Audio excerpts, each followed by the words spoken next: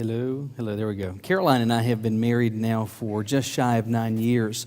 Those of you who have been married far longer than a week can attest to the truth or veracity or the accuracy of this next statement, which is this. Marriage is a continuously learning process, and you are learning things every day, every year about your spouse. You learn so much, but not only do you learn things about your spouse, but I believe, quite frankly, it's the greatest teacher about yourself. There are so many things I have learned to be true of me that were I still single, I would still be oblivious to. There's particular quirks, particular ways that you have of doing things that you just kind of become blind to until such time that you're married. It was not until getting married that I discovered there were some things about which I was kind of obsessive compulsive about, and especially in the area of housework and yard work. And so, for example, inside the house there would be if I were to be cooking, there would be particular ways that I would clean the stove, particular ways that things had to go into the dishwasher, and everything was going to happen this particular way. Every morning once I would get out of the shower, there was a particular routine I would go through to clean the shower and spray the shower, so that that's just what I did every single day, and it always had to be done that way. And that was not simply true inside the house, it was true outside the house. And so as I was cutting grass, I began to notice that landscapers, as they are cutting grass and they've got these big mowers, they're going to go down they'll make one cut, and then they come back the opposite direction and then go back the opposite direction. And what happens is that it puts these stripes in the grass. Well, I thought, well, that looks nice. And so I began with my little 19-inch wide mower, began to go back and forth cutting stripes in my yard. It didn't look as good as that was done with these big commercial mowers, but it still looked nice. And so I'd look at my yard and I think, well, those stripes look nice. That looked nice inside the house. So what happened is that I would begin to vacuum, and I would go down this way, and I would turn around, and I would come back. I would go this way, and I would come back. My front yard, my backyard was striped. My carpet was even striped, and I would walk around the edges so as to not mess up my stripes. I was obsessive compulsive about this, and I didn't recognize that I was kind of crazy about this until I got married. And when I get married, I discovered that Caroline has her own particular ways of doing things, her particular habits, particular preferences. And so, is she calling to fuss at me? No. Anyway, so I discovered that she has her own way of doing things, and where the rub comes in is that when you have your way of doing things and your spouse that you've just married has their way of doing things, and where the real trouble lies is this.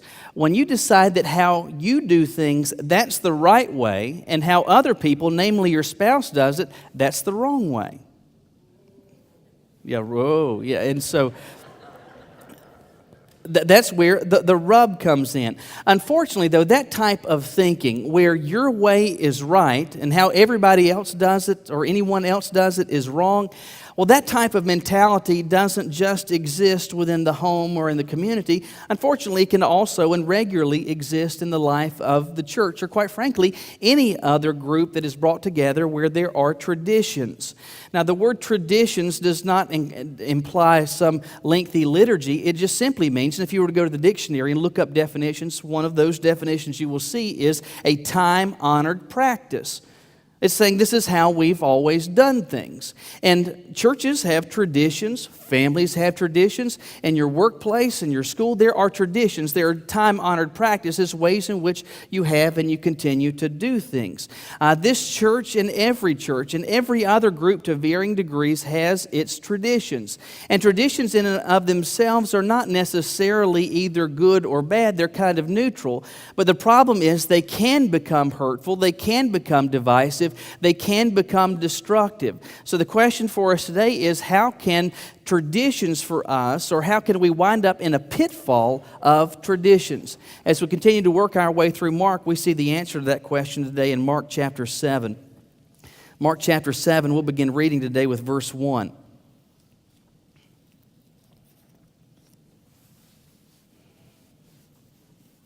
Mark chapter 7, beginning with verse 1. There were told, then the Pharisees and some of the scribes came together to Jesus, having come from Jerusalem. Now when they saw some of his disciples eat bread with defiled, that is, with unwashed hands, they found fault. But the Pharisees and all the Jews do not eat unless they wash their hands in a special way, according to the tradition of the elders. When they came from the marketplace, they do not eat unless they wash. And there are many other things which they have received and hold, like the washing of cups, pitchers, copper vessels, and couches. And the Pharisees and scribes asked him, "Why do your disciples not walk according to the tradition of the elders, but eat bread with unwashed hands?" And Jesus answered to them, "Well, did Isaiah prophesy of you, hypocrites, as it is written, 'This people honors me with their lips, but their heart is far from me, and in vain they worship me, teaching as doctrines the commandments of men?' For laying aside the commandment of God, you hold the tradition of men, the washing of pitchers and cups, and many other such things you do." And he said to them, "All too well you reject the commandment of God, that you may keep your tradition. For Moses said, 'Honor your father and mother, and he who curses his mother or father, let him be put to death.' But you say, if a man says to his father or mother, 'Whatever profit you might have received from me is Corban,' that is a gift from God, then you no longer let him do anything for his father and mother, making the word of God of no effect through your tradition which you have handed down, and many such things you do." Jesus is talking to people who have gotten mired in the pitfalls of tradition.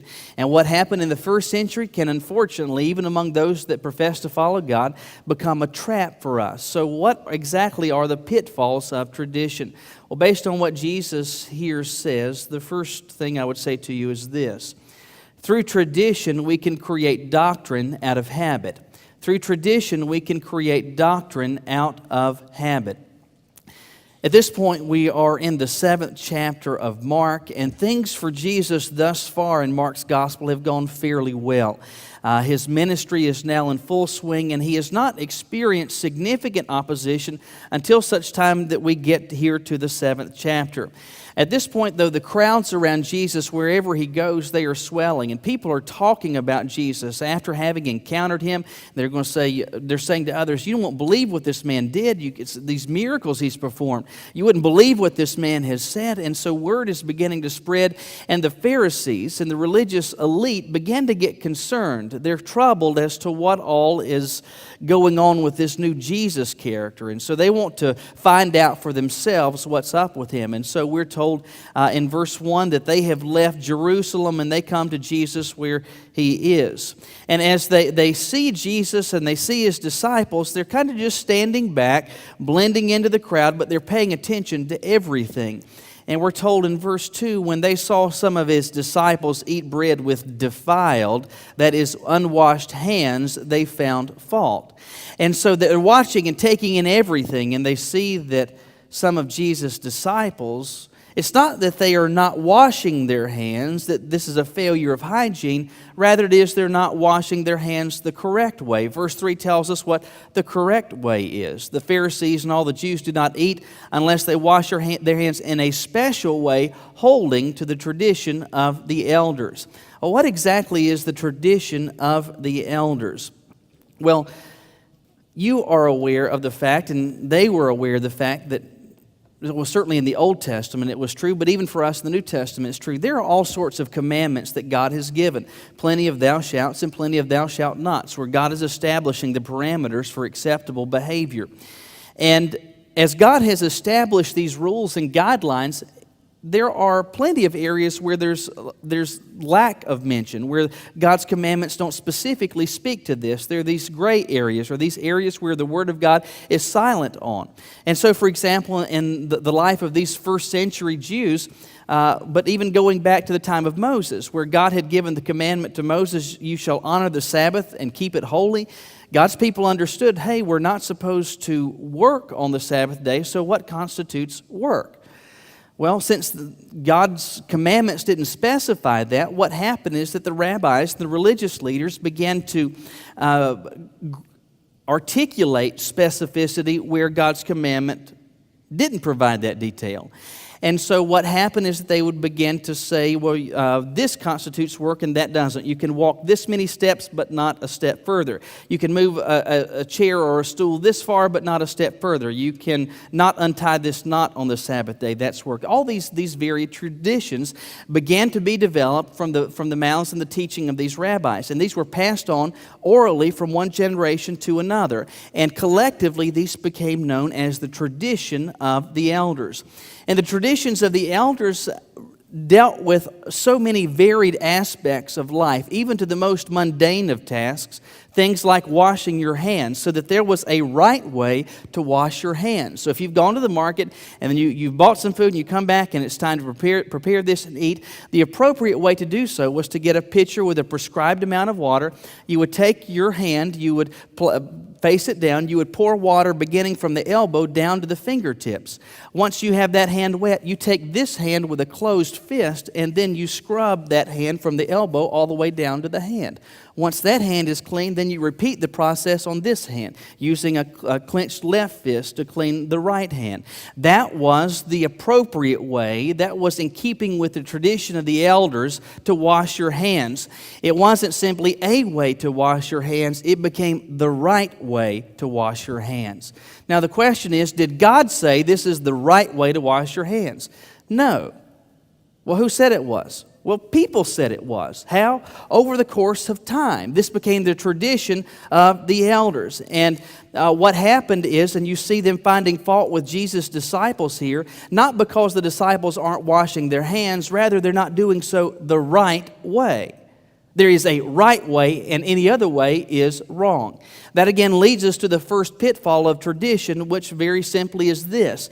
It leads us to create doctrine out of habits. What you see going throughout the course of ancient Israel's history is that this tradition of the elders continues to get elevated and elevated in terms of its authority, so that how we have always done it, that's on equal footing, or at least equal footing, if not superior, to the authority of what God has said. Through tradition, through how we've always done it, through our habits, we can create doctrine. How does this happen? Well, it happens very simply. One generation does it this way.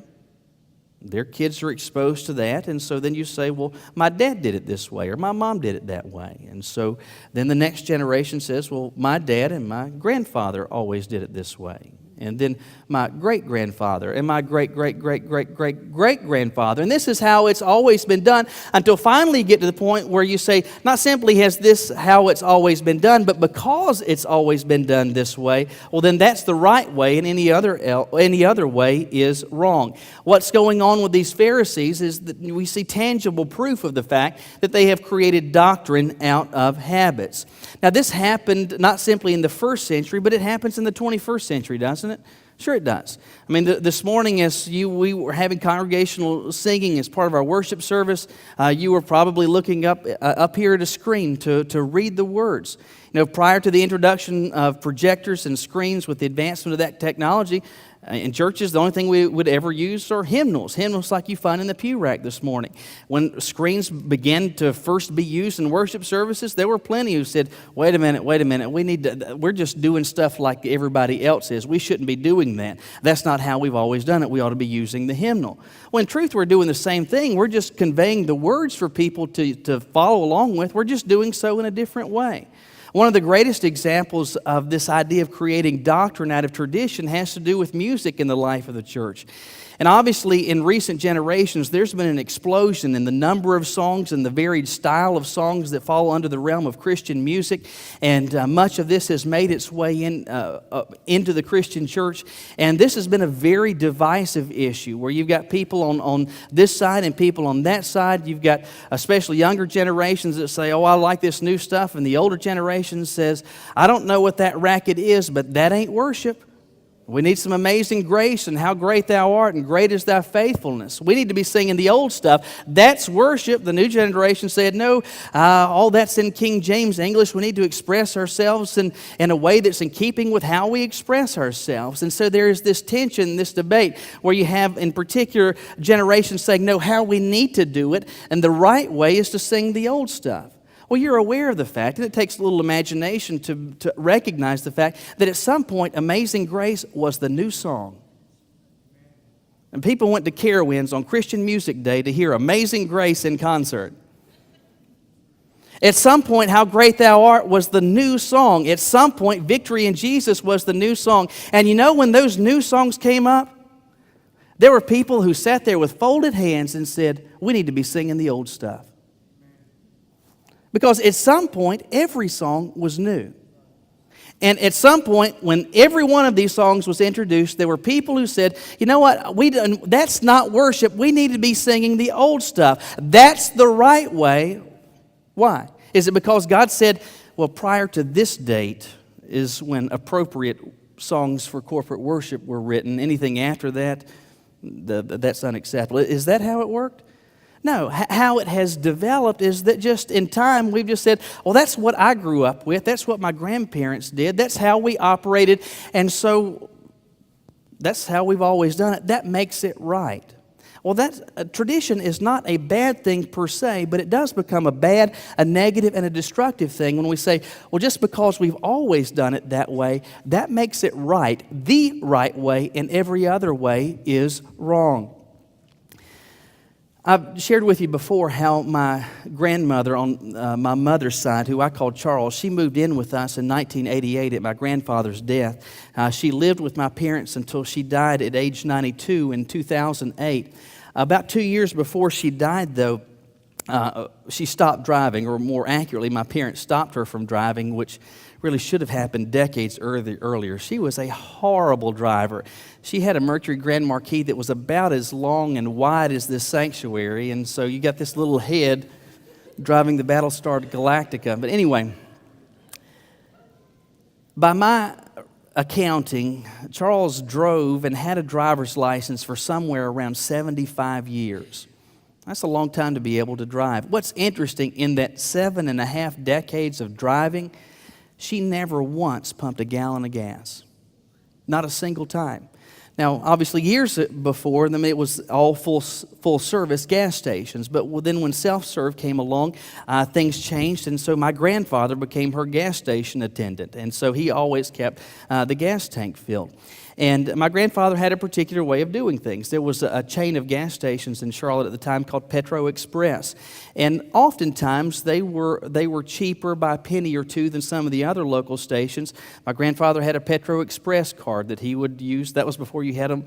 You could use the card at the pump. He would go in, they'd slide the thing over the credit card. But that's how he would pay for the gas.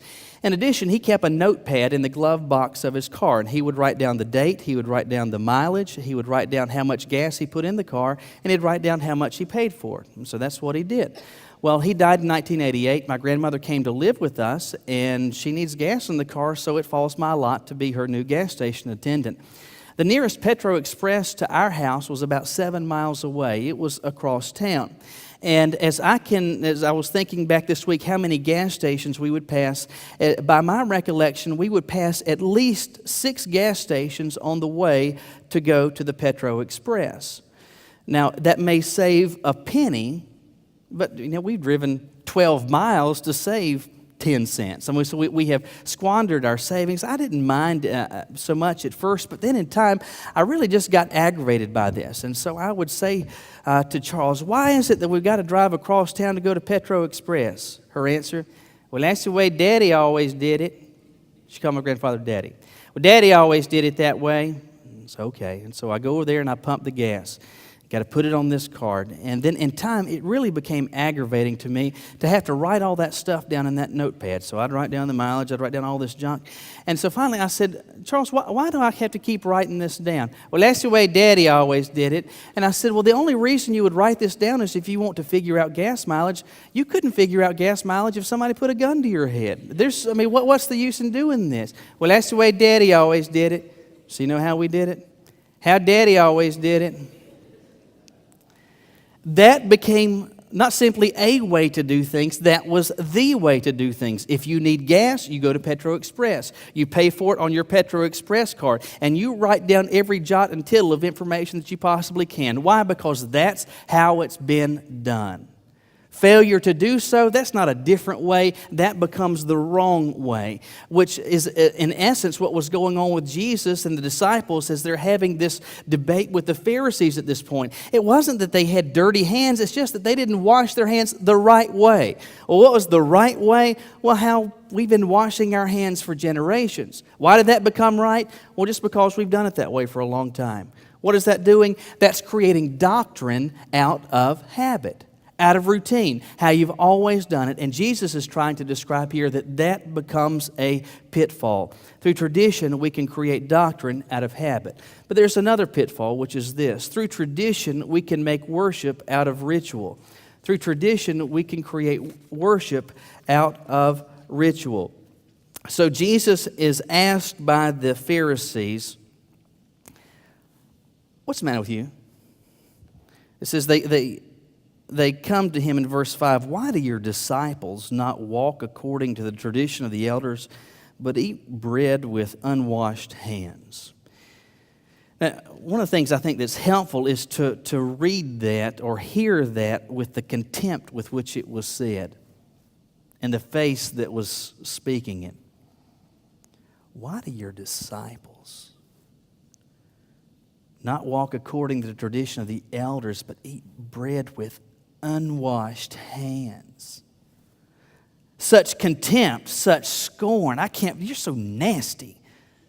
You're not washing your hands the right way. Why do you do such a thing? I mean, the absolute contempt and scorn that was in their hearts, they were just galled by what it was that the disciples were doing. And so Jesus responds to them in verse 6. And he says, well did Isaiah prophesy of you hypocrites. So he's saying, Isaiah got you guys right on target. And he calls them, quoting from Isaiah, hypocrites. Now, the word hypocrite literally means there that Jesus uses play actor. And he says, you guys are just pretending. And then he begins to quote further from Isaiah where he says, this people honors me with their lips, but their heart is far from me, and in vain they worship me, teaching as doctrines the commandments of men. They honored God with their lips, but their heart was far from Him and worshiped God in vain. So what Jesus is saying to them in a nutshell is very simply, I see what you guys are doing.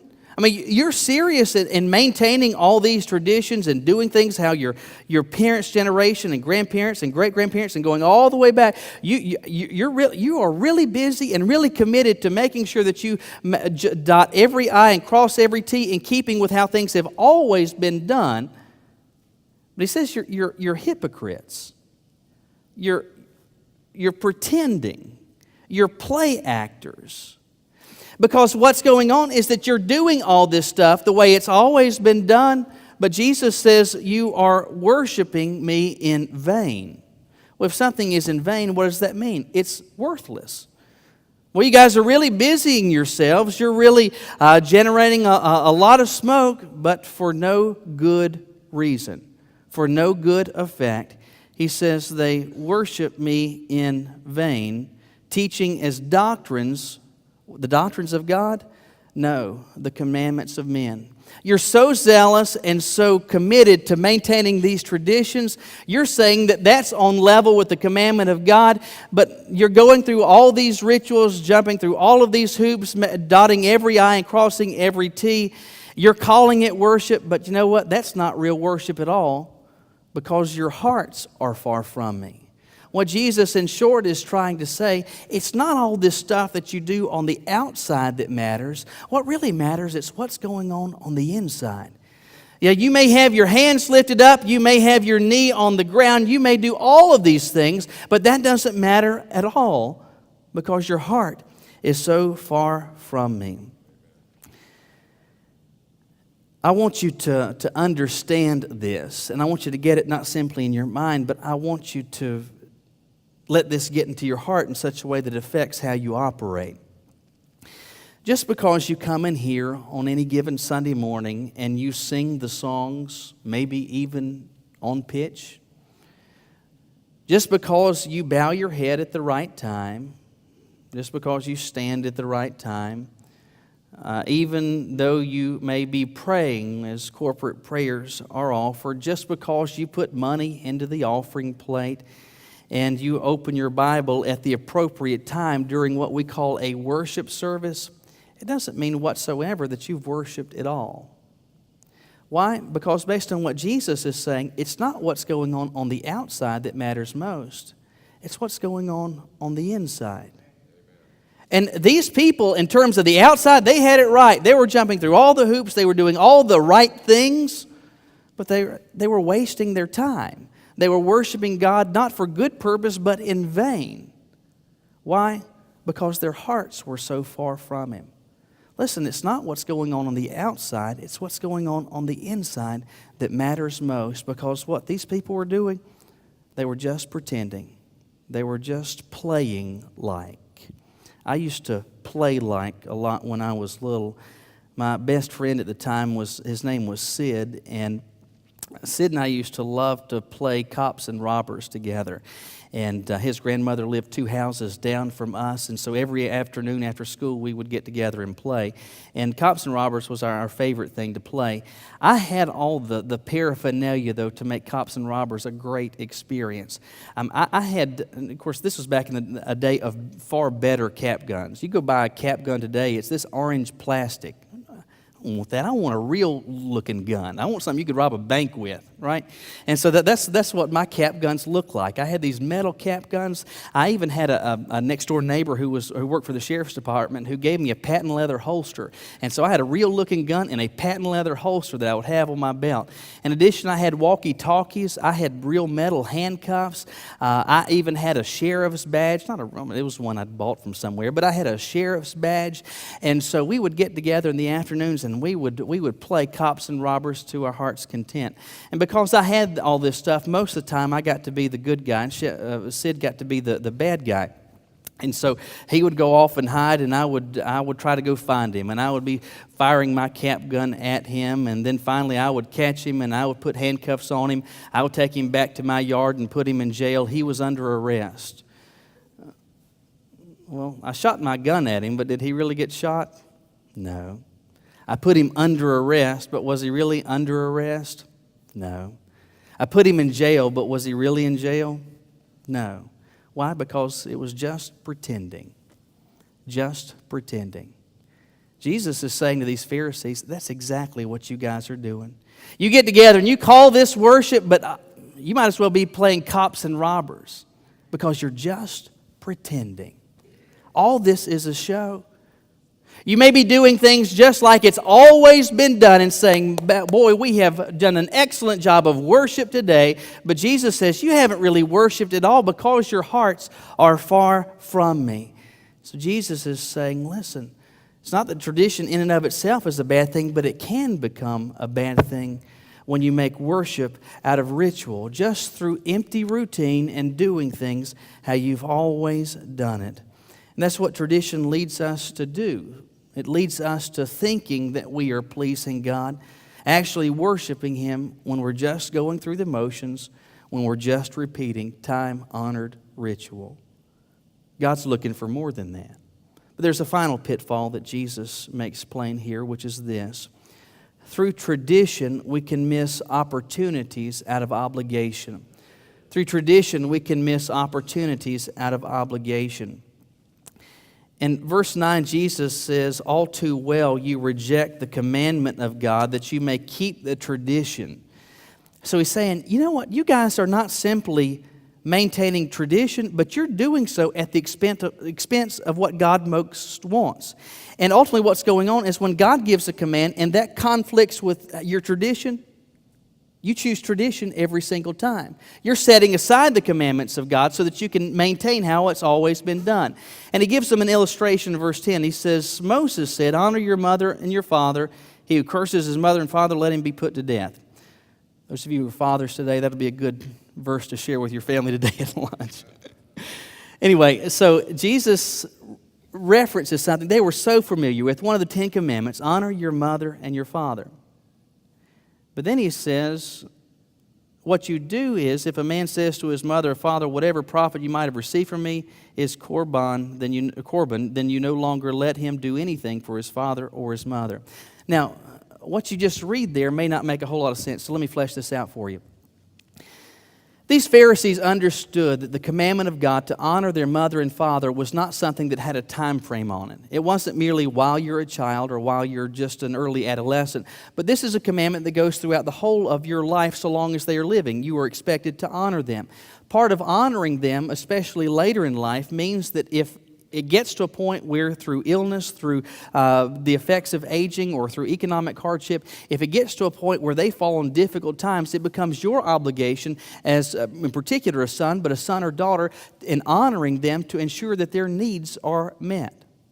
And what was going on, though, is that the Pharisees, they understood this, but then they would describe their possessions as being korban. Now, what does that mean? If the word korban literally means an offering or sacrifice to God. And so what would go on is that they would do this. They would say, all of my possessions, I make them korban. They belong to God. It's kind of like putting it in a trust. So everything I have, it now belongs to God. And so they would, when their parents are experiencing economic hardship and the child has the ability to help, they would go to them and say, Mama, Daddy, I'm so sorry.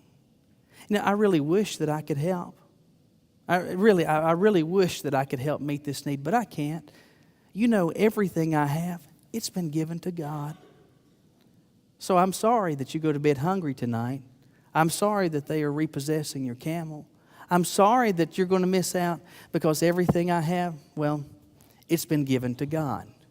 Now, by making something or declaring their possessions to be korban, it did not mean that everything falls into the coffers of the temple.